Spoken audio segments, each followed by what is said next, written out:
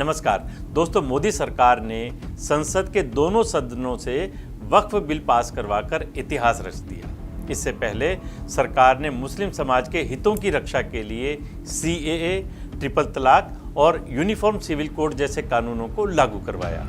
भारी विरोध के बावजूद वोट बैंक की परवाह किए बिना मोदी मुस्लिमों के लिए एक के बाद एक फैसले लगातार क्यों लेते जा रहे हैं, आइए डिकोड करते हैं।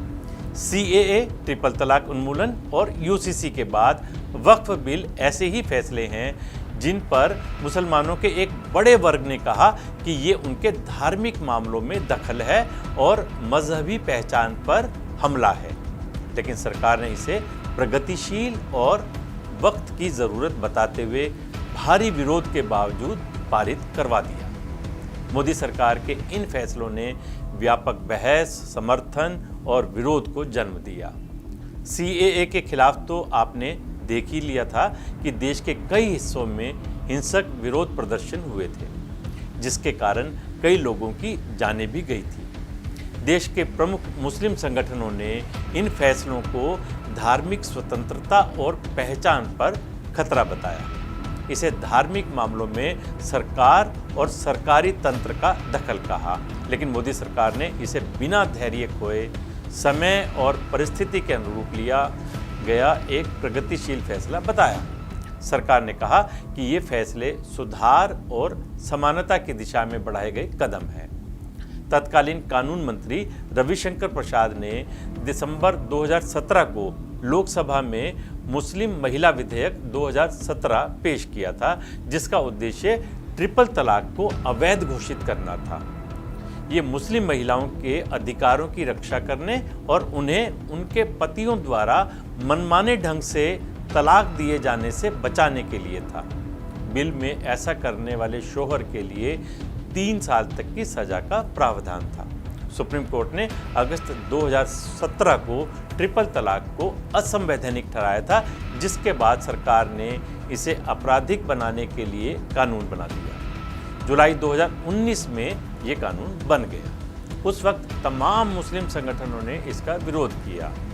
All India Muslim personal law board ने इसे मुस्लिम परिवारों को तोड़ने वाला बताया। ओवैसी ने संसद में और संसद के बाहर इसका विरोध किया। दारुल उलूम देवबंद ने इसे गैर जरूरी बताया।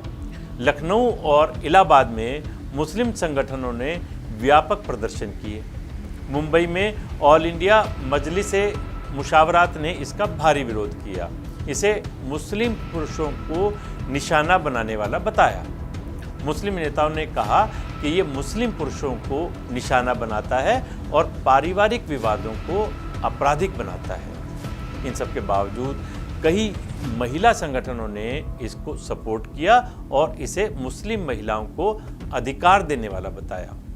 ट्रिपल तलाक उन्मूलन के बाद नागरिकता संशोधन कानून लाना मोदी सरकार का दूसरा बड़ा कदम था, जिससे भारत के मुसलमान सीधे तौर पर प्रभावित नहीं होते थे। फिर भी देश भर के मुस्लिम संगठनों ने इसका पुरजोर विरोध किया। यूपी के कई हिस्सों में इसके विरोध में हिंसा भी हुई। स्थिति नियंत्रण में करने के लिए पुलिस ने बल प्रयोग भी किया।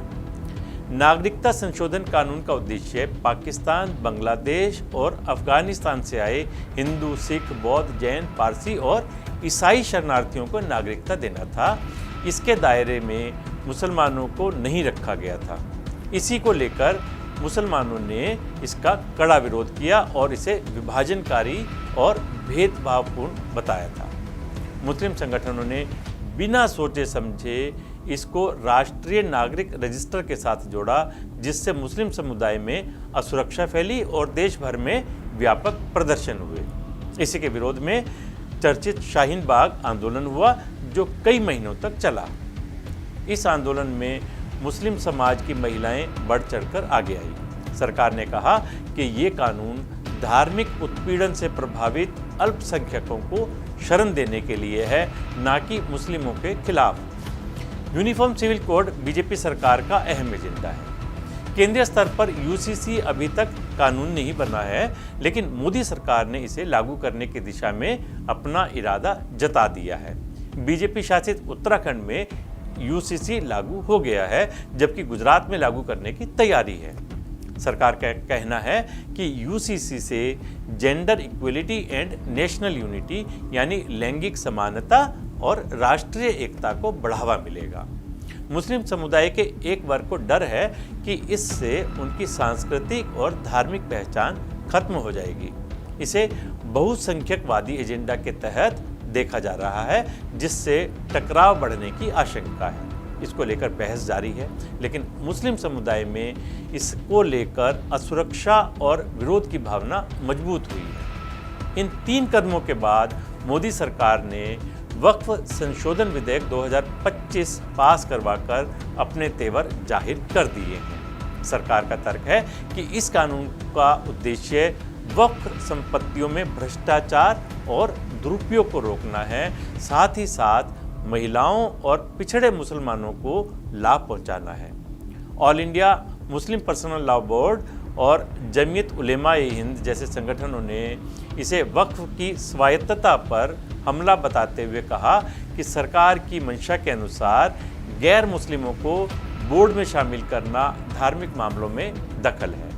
तमाम विरोधों के बाद भी मोदी ऐसे फैसले लगातार करते जा रहे हैं, जिससे साबित होता है कि मोदी को पूरे देश की कितनी चिंता है और वे देश को आगे कैसे बढ़ाने के लिए हर देशवासी के हित में फैसला करते जा रहे हैं, चाहे इसके लिए उन्हें कितना भी विरोध क्यों न सहना पड़े। नमस्कार।